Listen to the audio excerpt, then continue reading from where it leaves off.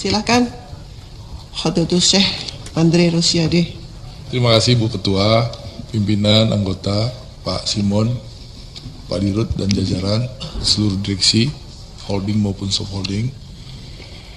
Memang banyak teman-teman sudah menyampaikan, saya hanya menyampaikan sedikit saja. Yang pertama, kita tahu Pak Simon diangkat jadi komut Pertamina, lalu dilanjutkan jadi Dirut ya. Pertama jadi komut dulu.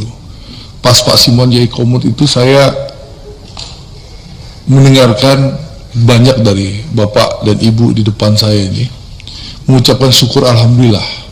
Alhamdulillah kami banyak punya komut yang baik gitu. Nggak stres lagi kami, ada yang marah-marah gitu. Itu Pak Simon jadi komut. Ya.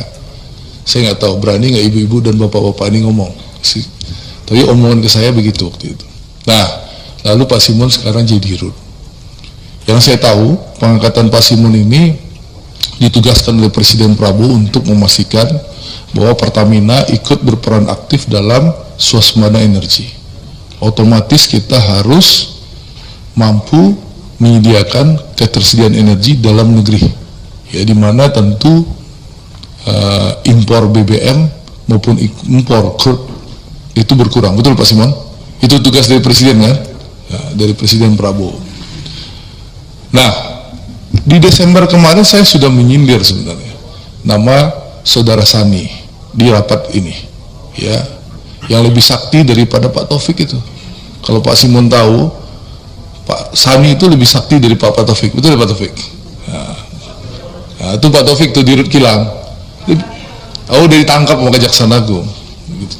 Itu lebih sakti. Karena Pak Taufik ini setahu saya nggak ikutan urusan crude. Pusing kepalanya ngurus RDMP Balikpapan. Kira-kira kapan keluar Pak? Hah? Kapan diresmikan Presiden rencana Pak? Kan kita rencana 2023, geser 2024, sekarang 2025. Kira-kira kilangnya kapan ya bisa kelar?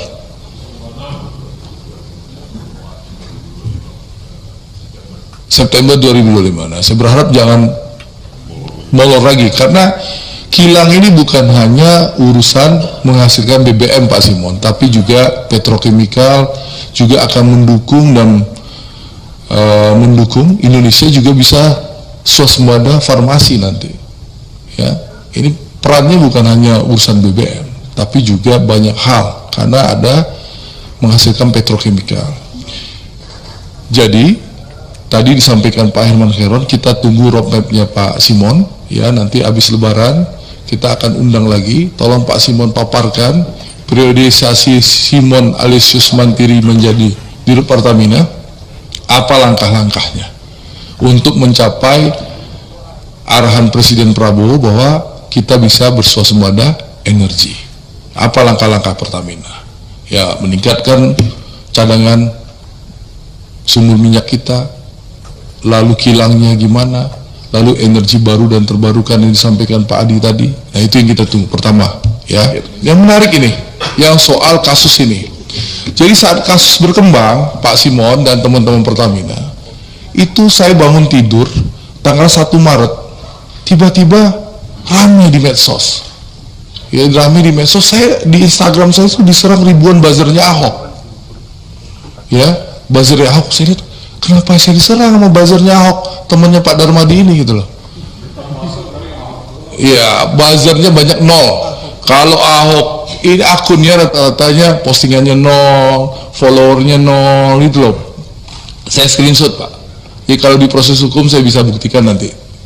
Jadi itu buzzer Ahok. Nah, itu menarik nih, ntar dulu. Menarik, saya kaget kan. Tanggal 1 kenapa? Oh, saya lihat ternyata di TikTok ramai. Pernyataan saya tanggal 15 Februari yang minta Presiden Jokowi untuk mengganti Ahok. 15 Februari 2020. Ya, saya sebagai anggota DPR Komisi 6 minta Pak Ahok diganti karena membuat kegaduhan di Pertamina. Supaya Pak Simon tahu, ya, 15 Februari 2020 saya yang bicara Ahok diganti. Itu Ahok itu baru 1 kali datang ke kilang Pertamina di Tuban, ya, di Tuban waktu mendampingi Presiden Jokowi datang ke Pertamina. Belum pernah ke kilang-kilang lain. Dan 15 September 2020 itu, ya, Ahok itu belum pernah ke unit hulu. Tanya Pak Tiko nih, Pak Tiko 2020 jabatan Pak Tiko apa dulu Pak Tiko? Masih di Pertagas. Nih, THE dulu Pak Taufik ini kan orang hulu. Pernah nggak Pak Ahok itu September 2020 waktu saya belum pernah kan? Kayak ini dulu belum. Jadi dia hanya banyak omon-omon Pak Darmadi. Ya, bahkan kenapa saya bilang kegaduhan sebentar Pak? Jadi kegaduhan, contoh Pak Simon punya direktur SDM sama namanya Hersuk. Sebelum Hersuk itu ada orang tua namanya Pak Kus. Ya.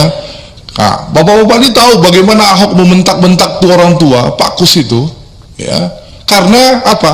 Pak Ahok minta ada orang yang dinaikkan promosi tapi tidak sesuai jenjang kepangkatan. Pak Kusnya nggak mampu menaikkan, dimaki-maki lah Pak Kus itu. Saya bisa ganti Anda loh.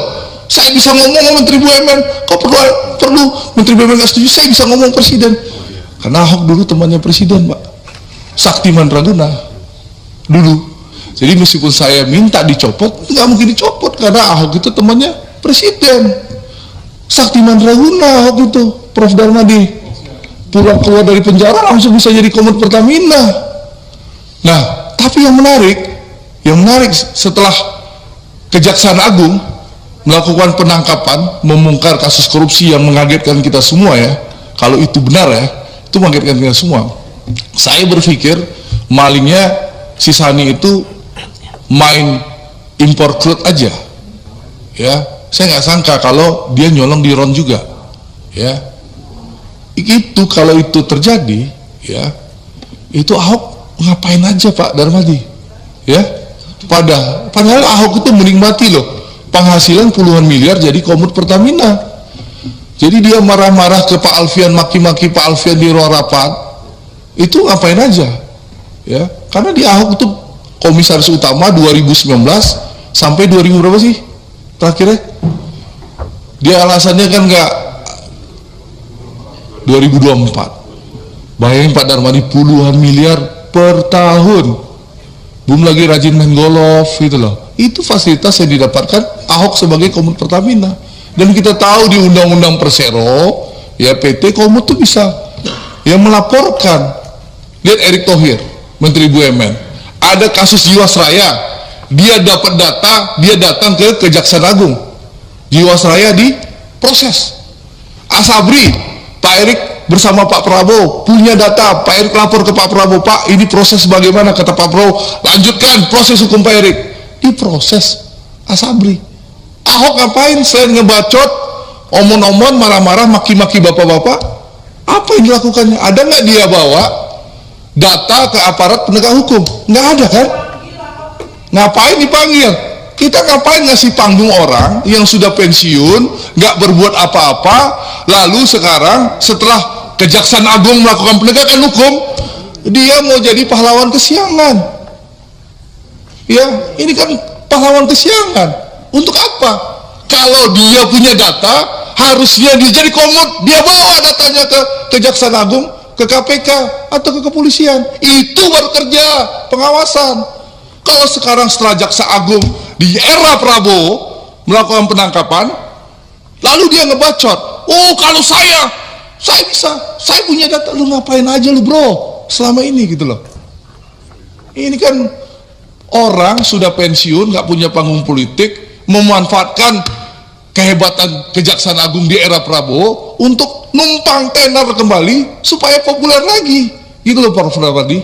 Ini gaya politisi numpang tenar pansos terhadap kemampuan kinerja Jaksa Agung di bawah era Prabowo Subianto sebagai presiden gitu loh. Jadi ini saya ingin menegaskan kepada buzzer-buzzer Ahok, ya menurut saya sudah mengganggu sekali. Ribuan akun nggak bodoh, nggak jelas menyerang saya di tanggal 1, 2, 3 Maret. Ya setelah itu selesai, dia serang Erick Thohir dan Boy Thohir habis itu. Ya, saya 3-4 hari lah Prof.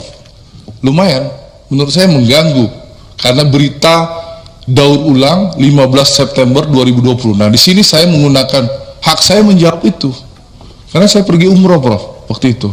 Jadi saya nggak bisa menjawab. Dan saya ingin menjawab di depan direksi Pertamina, ya, karena saya tahu bahwa Bapak kan tahu banyak omong-omong aja, ngebacot aja. Sekarang setelah Jaksa Agung melakukan penegakan hukum, ya, di bawah eranya Prabowo, siapa saja yang melanggar hukum, yang korupsi disikat zaman Pak Prabowo, baru dia pura-pura muncul sebagai pahlawan kesiangan. Dan alhamdulillah jejak digitalnya banyak. Ngaku nggak pernah jadi ditawarkan diri, ternyata pernah ditawarkan diri oleh Pak Jokowi. Ini banyak kebohongan-kebohongan. Jadi saya minta teman-teman, mari kita rasional, ya. Itu hak teman-teman mau ngundang Ahok, silahkan. Tapi ya ngapain kita kasih panggung? Serahkan kepada aparat penegak hukum, Kejaksaan Agung yang sudah bekerja luar biasa, gitu loh, ya. Jadi menurut saya sekali lagi, ya, hati-hati, ya, politik buzzer ini. Tapi memang buzzernya nggak sekuat dulu, Pak. Waktu dulu Pak Simon, saya duduk di meja situ di ujung, saya bilang Ahok tuh komisaris Sasa Dirut. Pak Simon, karena waktu itu Ahok itu sangat berkuasa, powerful waktu itu karena dekat presiden, buzzernya luar biasa. Sebulan saya dihajar. Tapi kalau sekarang karena udah jauh dari kekuasaan, 3 hari doang dia mungkin mampu bikin buzzernya. Itu Pak Mufti. Dulu waktu saya duduk di sebelah Pak Mufti itu, gara-gara komut rasa dirut, 1 bulan, 3 bulan saya dihajar sama Ahok. Ya, itu hebatnya medsosnya pasukan Ahok tuh, Pak Deka. Terus sekarang karena mungkin sudah nggak berkuasa, hanya 3 hari Pak Simon. Jadi saya ingin menyampaikan sekali lagi, selamat bertugas. Saya tunggu roadmapnya Pak Simon. Buktikan bahwa Pak Simon bukan pilihan yang salah dari Presiden Prabowo. Tunjukkan kepada rakyat Indonesia bahwa konsistensi Presiden Prabowo, bahwa beliau tidak ingin omon-omon, bahwa beliau ingin mewujudkan kita betul-betul di periode 2025, 2024, 2029 ini kita bisa bersuasembada energi, bersuasembada pangan, dan kita bisa berdiri di atas kemampuan kita sendiri. Apalagi Pertamina salah satu ujung tombak dan antara. Harapan kita, harapan kami, ya, seluruh harapan rakyat Indonesia, tentu Pertamina benar-benar bisa membenahi tata kelola, ya, sehingga bisa jadi perusahaan yang sehat, menghasilkan keuntungan, dividen yang bisa memperkuat Danantara. Kita tahu Danantara ini adalah cara percepatan bagi Presiden Prabowo agar ekonomi Indonesia tumbuh 8%. Dan sekali lagi, saya rasa kita harus mendukung Pertamina, ya.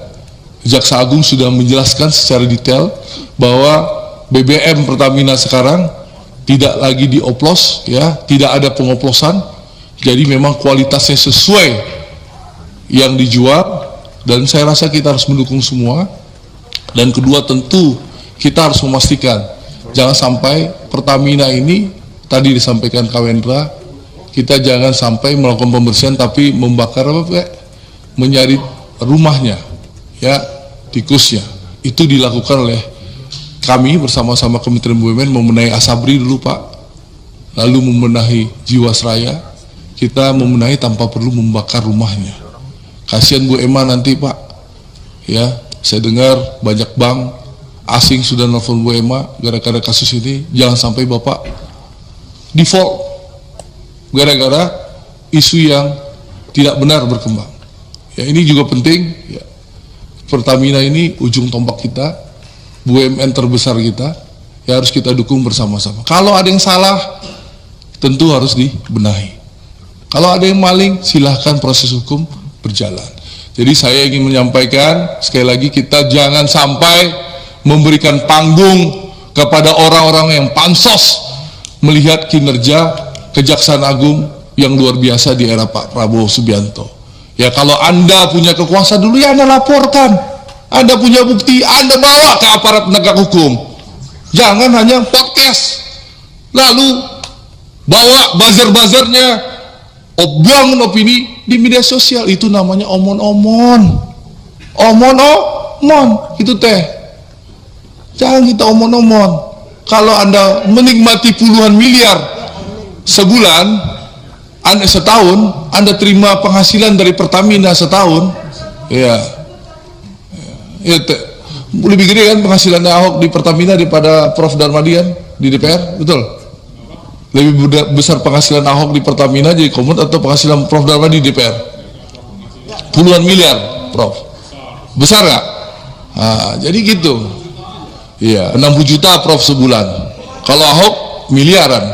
Jadi menurut saya kita jangan mau terjebak dengan opini orang pansos atas kinerja Kejaksaan Agung. Jadi sekali lagi Pak Simon, saya tunggu roadmapnya dengan teman-teman direksi semua ya.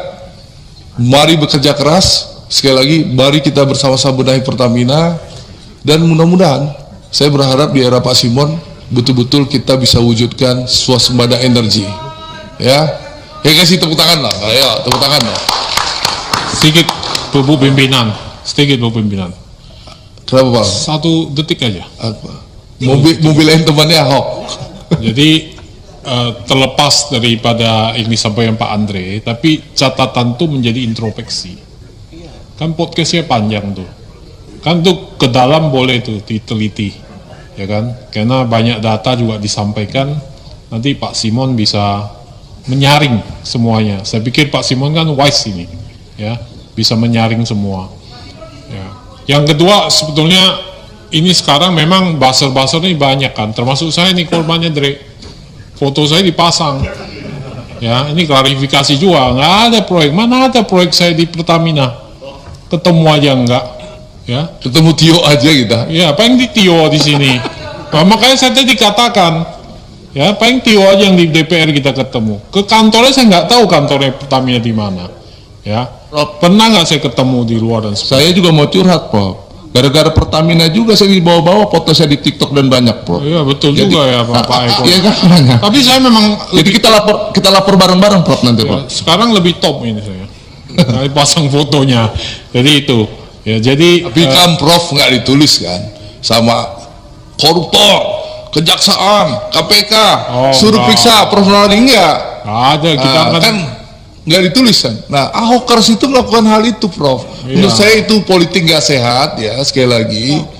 Nah ini penting kita sampaikan, ini kan terbuka di publik supaya juga kita jangan sampai ya termakan opini yang tidak sehat, cara-cara yang tidak benar ya dalam berpolitik ya. Kalau Anda sudah lewat eranya, ya sudahlah, pensiun baik-baik. Ya, kalau Anda punya data, Anda serahkan ke aparat penegak hukum gitu loh. Adik, gitu loh. Andre udah? Ya. Ada belum? Cukup. Jadi gitu, Saudara Mufti sampaikan kepada temannya Ahok. Terima kasih. Wassalamualaikum warahmatullahi wabarakatuh. Terima kasih Pak Andre yang luar biasa. Terima kasih.